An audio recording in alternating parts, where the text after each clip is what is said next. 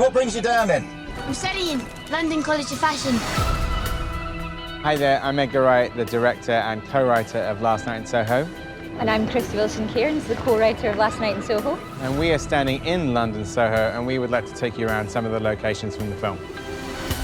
Behind us is currently a construction site, but we made this into one of the clubs in the movie, the Rialto.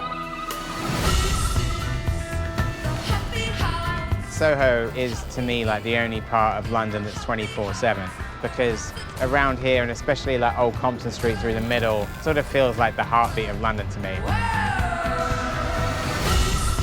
Soho is just such an important location. It's got such a vibe. It's always creative and it's slightly dangerous. We are here in the heart of Soho, which is Frith Street. There's like 3 streets next to each other. I remember it DFG, Dean, Frith, Greek.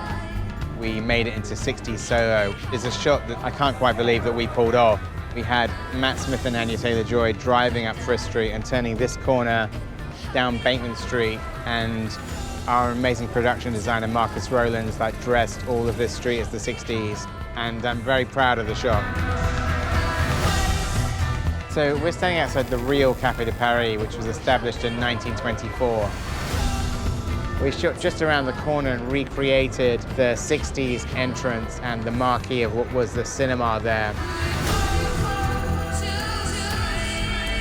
Inside, we decided that we were going to rebuild the Café de Paris on the stage, because in the first 60s sequence in the movie, there are tons of very complicated camera moves that would have been really difficult to do in the real location.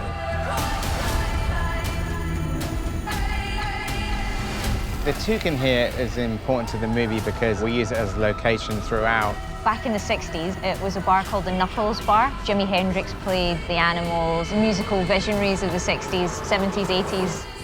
And then around about the early 90s, it became the bar you see behind us.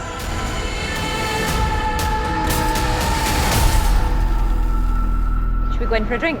I've just been like sort of stuck in pubs for most of my career.